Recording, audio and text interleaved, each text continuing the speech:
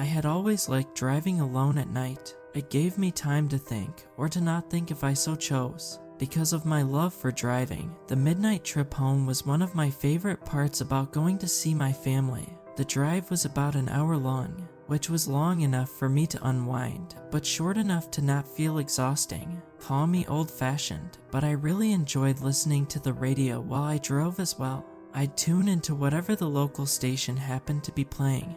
As I zoned out while watching the reflective yellow lines on the road pass rapidly by me, there often weren't but a handful of cars traveling along this stretch of highway so late into the night, and this gave me a sense of solitude. But I liked it. It was meditative in a way. One night when I was returning home from a visit with the folks, I was enjoying the trip the same as I always had. The skies were almost completely dark, with just a thin sliver of moon and scattered stars peeking through the black. The radio was playing some old jazz song, and there wasn't a single soul sharing the road with me. It was peaceful, but just as I was sighing in contentment, the smooth and calming sounds of the jazz radio abruptly cut off into a roaring static. Damn, I hissed to myself as my hand quickly shot to the radio to turn it down. I now sighed in frustration, annoyed that my peace had been broken so suddenly. After messing with the dial for a moment, and failing to get the radio signal back, I decided to pull out my phone and try to connect it to my car's speakers so that I'd still have something to listen to. But after rummaging through my jacket pocket in search of the device, I at last pulled it out only to find that the battery had died. I had a bad habit of not keeping the thing charged, and now it was biting me in the ass. Welp, guess I'm screwed if I get into a wreck. I jabbed at myself, irritated that I hadn't thought to charge it at my family's place. With little other choice, I accepted that the remainder of my trip would be one without music to keep me company. After a few minutes, I became curious as to exactly how much of a drive was left. I checked the clock to see that it read 12:34. Remembering leaving my parents' house just a bit after midnight, I concluded that there was roughly a half an hour left before I'd arrive home. Sighing deeply in frustration again, I resigned myself to focus on the road ahead of me. The painted, yellow lines of the road crawled quickly into the view of my headlights, and underneath the hood of my car, I watched them carefully for a while, my mind struggling to remain focused. When finally lifting my gaze back up to the road, an odd feeling of anxiety came over me. Maybe it was just the lack of music to occupy my thoughts, but I couldn't help but feel like the darkness that engulfed my vehicle was a little too thick. I wasn't able to make out any of the usual trees or landscape that surrounded the highway, nor could I see the stars in the sky. I thought back to when I'd started my journey home, and distinctly remembered admiring the pinpricks of light when I first got on the highway, but I didn't recall seeing any clouds or oncoming storms that would otherwise block them from view now.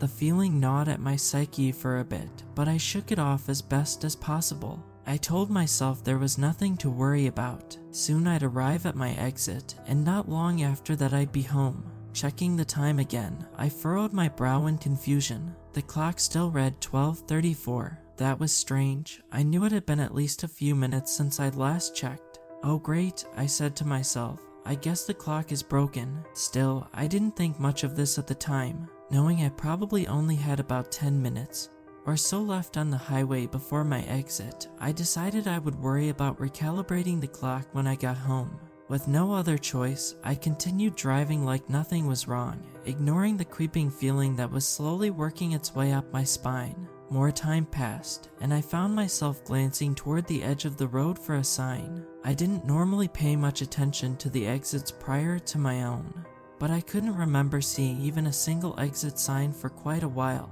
Still, I kept onward, trying to convince myself that I was just tired and was just misjudging the amount of time that had gone by. Finally, after what felt like well over half an hour, I saw a sign approaching in the distance. As I got closer, I could see that it was a large green sign that read, "Exit 181, 1 mile." I sighed in relief, knowing that meant I was almost at my exit. Exit 182, just a couple more miles, and I'd be nearly home. After a minute or so, another sign came into view with a road that spanned right off of the highway. Exit 181, next right, it read. I passed by it, unthinking, my legs beginning to shake as the anxiety that had been chewing at the edges of my mind became harder to ignore. Then, a moment later, another sign approached from a distance. A little reassured, I slowed down a bit in preparation to get off the highway.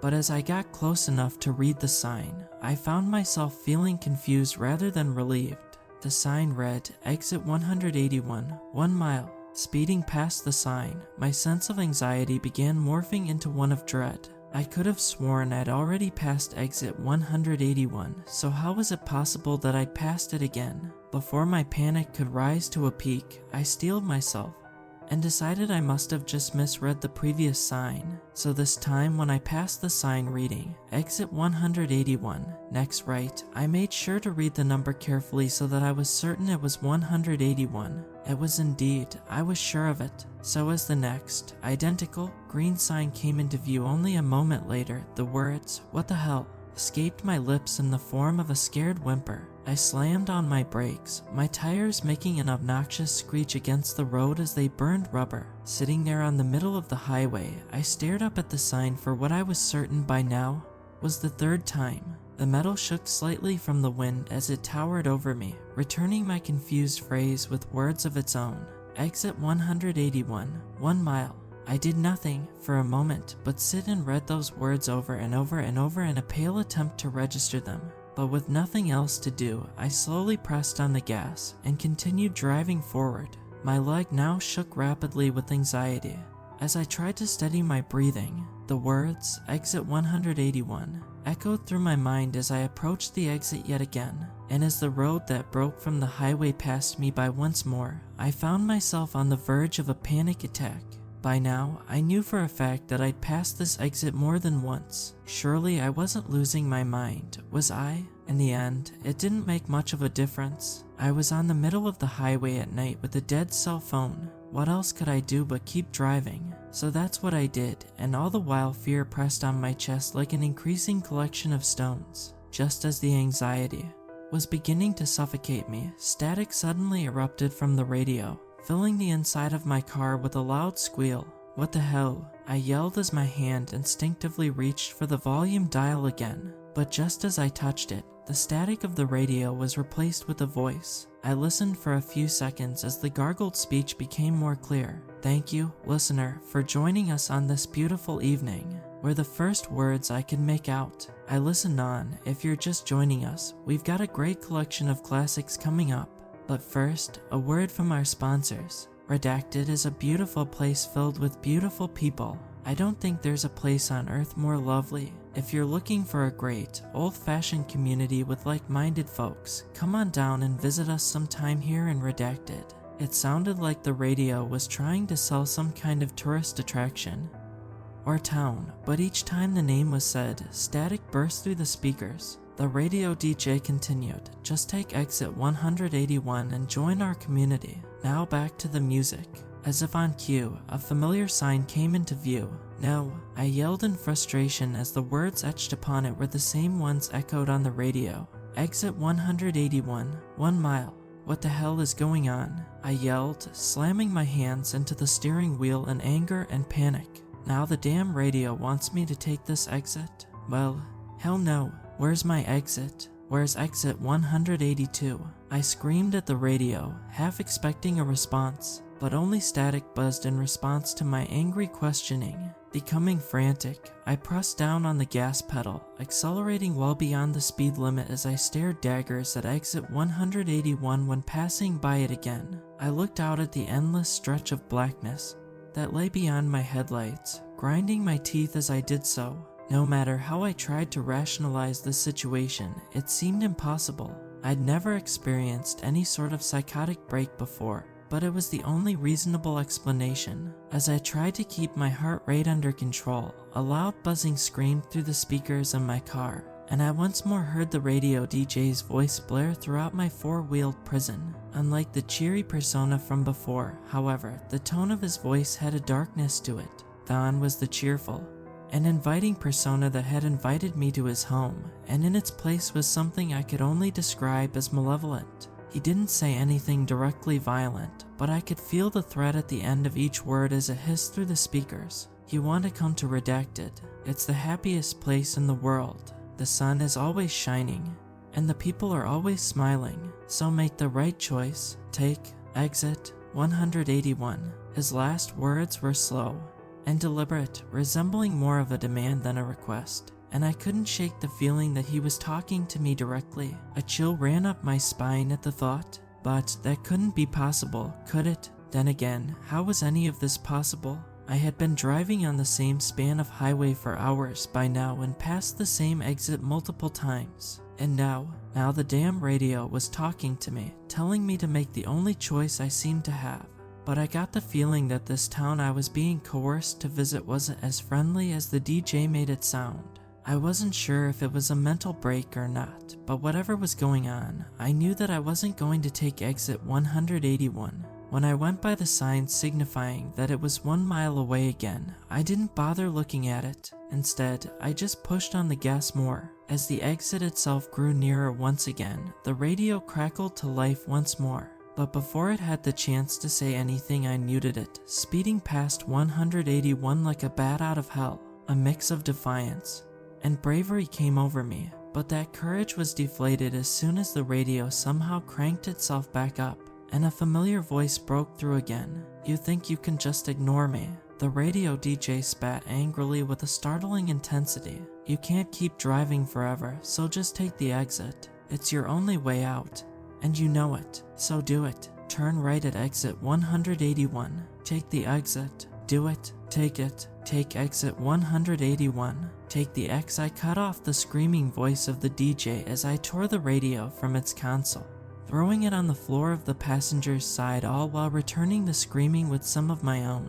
What the hell is all I could choke out with my now hoarse vocal cords. I began hyperventilating as I practically pushed my gas pedal through the floor. My car was moving so fast at this point that I had trouble maintaining control of the wheel, but I didn't care. I hoped, prayed even, that if I just drove fast enough, I'd eventually reach exit 182 or even 183. I didn't care what it was as long as it wasn't exit 181. But despite my dangerously insane speed, nothing changed. I flew by the abhorrent exit over and over again so many times that I'd lost count. The radio DJ was right. I couldn't go forever. While I still had a decent amount of fuel, I was completely aware, even in my panic, that eventually it would run out. That being said, it felt like there was little else I could do, so I just drove on, beating my steering wheel in a frenzied state as the hopelessness of my situation slowly wrapped its gnarled appendages around my psyche. It was when only a shred of my mind remained that my peripheral vision caught something in my rear view mirror, pulling me back to reality. Lights, flashing red and blue. It was a police car. Damn, I said, immediately taking my foot off the gas and doing my best to brake from the outrageously high velocity I'd been traveling. For a moment, a new panic rose in my chest, but then I realized, wait, a cop, another person. I knew I might be facing a harsh punishment for criminal speeding, but at least I had another human on this damn road with me at long last. By the time I had slowed to a reasonable speed, the car had already caught up with me. Putting on my hazards, I pulled off to the edge of the road and tried to think of how I'd explain all this to the officer. They pulled up behind me, the reflection of their bright lights nearly blinding me as they parked uncomfortably close to my own vehicle. A few seconds later, a door slammed, and the crunch of dirt underneath boots echoed ominously as the officer approached my window.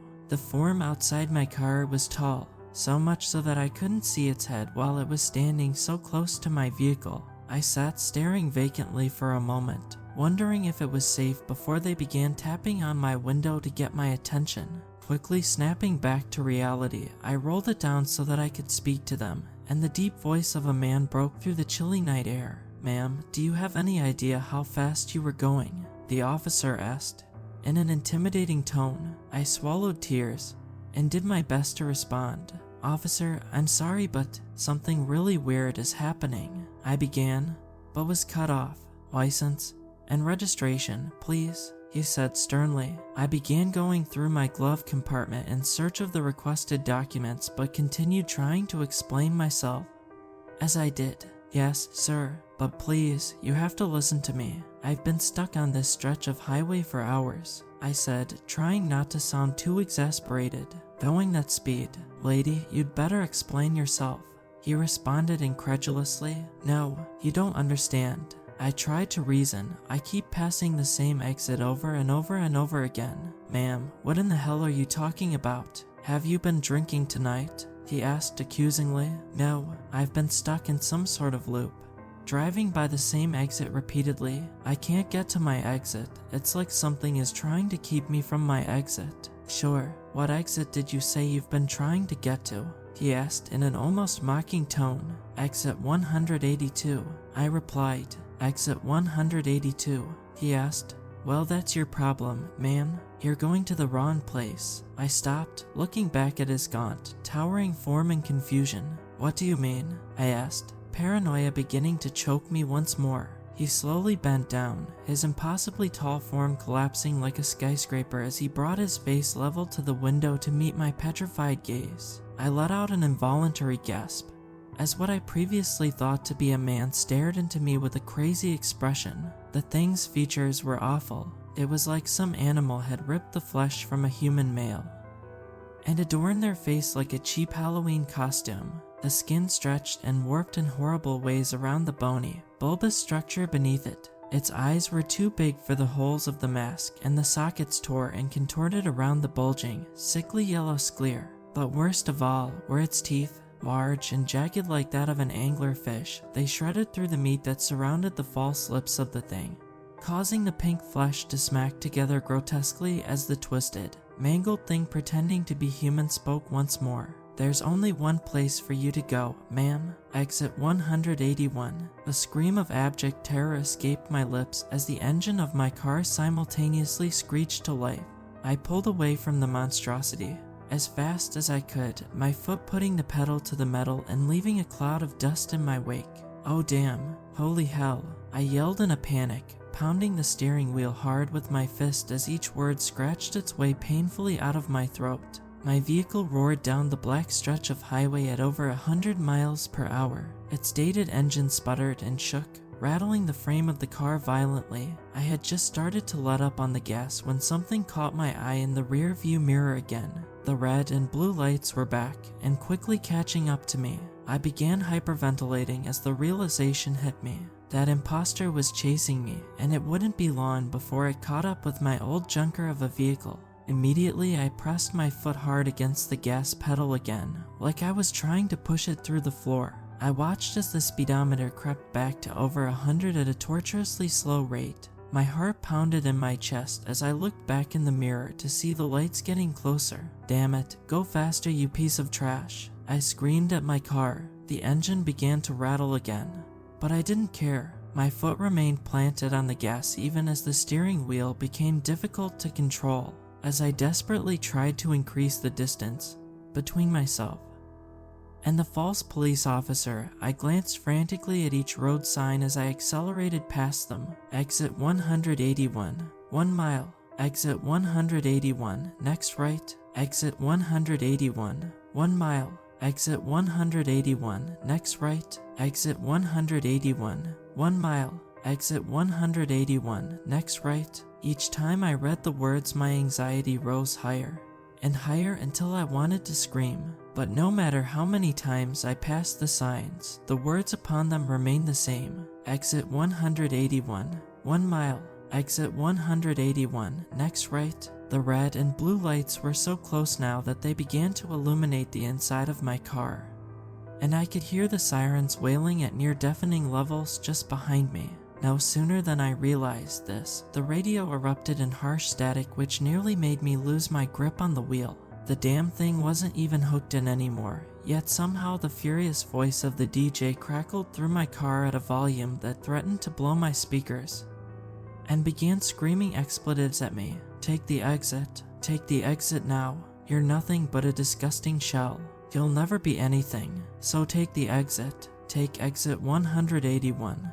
Take the exit now. The howling insults continued and I screamed in agony and confusion in response, matching the volume of both the radio and sirens in a crescendo of madness. Suddenly, my cries caught in my throat as the red and blue police lights became visible in my side mirror. With horror, my head twisted at a nearly bone-snapping speed to see the imposter's car was now tearing down the road in the left lane, its front tires even with my own. I gazed with a silent scream at the abomination that sat behind the wheel as it returned my petrified expression with a twisted, sinister smile. Then, with no other warning, he twisted his wheel, causing the police car to slam into the side of mine. My tires screeched against the road as I struggled to maintain control of my car. Meanwhile, the radio continued violently berating me, "Take the exit, now. Take it or die, you waste of space." In the chaos, I desperately tried to focus my attention back on the road in front of us only to see the same words I'd now read 100 times reflect the glow of my headlights. Exit 181,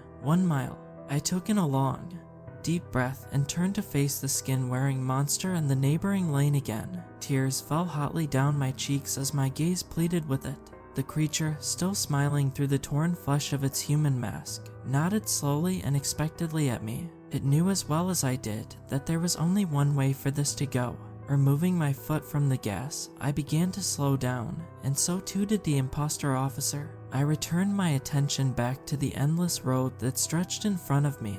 The abyss that surrounded my headlights remained as thick as ever as the small, dim reflection of green became slowly visible in the distance. Tears and snot continued to fall from my face as I prepared myself for whatever exit 181 had in store for me. I didn't understand what this was, but it was obvious to me at this point that no matter how long I drove forward, there was only exit 181 awaiting me. "Wait a second," I said to myself.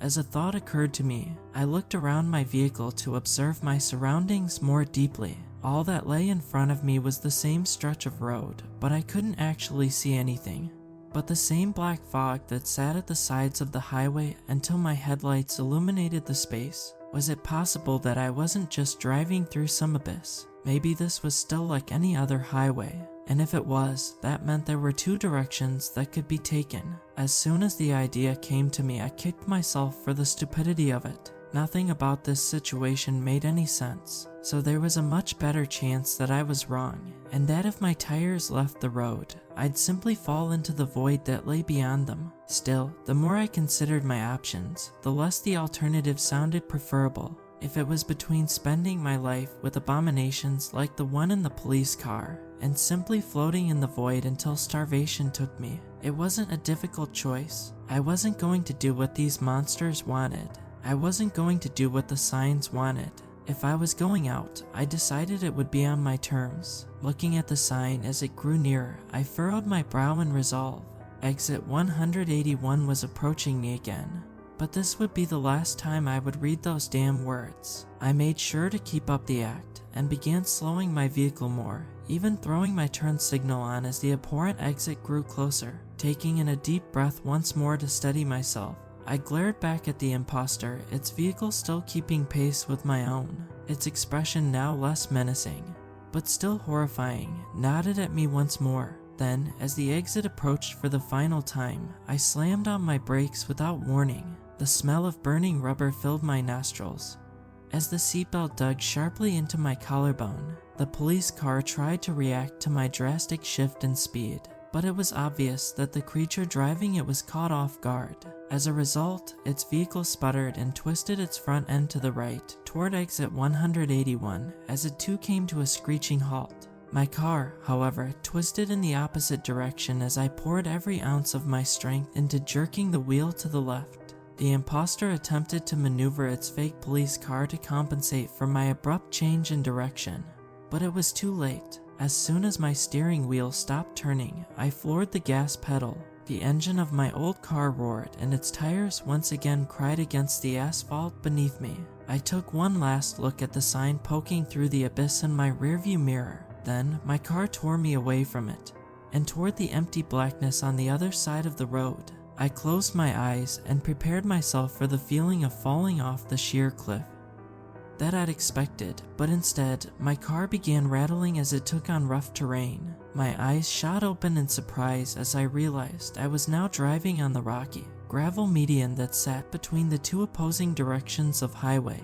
I gripped the wheel hard, bracing from the bumpy earth below. After just a few seconds, more asphalt became illuminated in my headlights, and I twisted my wheel to the left as my tires bumped back onto the road. Without thinking, I immediately floored the gas again, now racing down the highway in the opposite direction of where I'd left the false police officer. The radio crackled with more expletives for a moment. "Where do you think you're going?" "Get back here, Tim." Then, suddenly, it cut off, leaving a heavy silence in its wake. I looked back in my rearview mirror, expecting to see the sirens chasing me, but there was nothing but an empty stretch of road behind me. As I searched my surroundings for any sign of the imposter, I slowly began to recognize them. Gone was the empty darkness that had previously swallowed what lay beyond the edges of the road.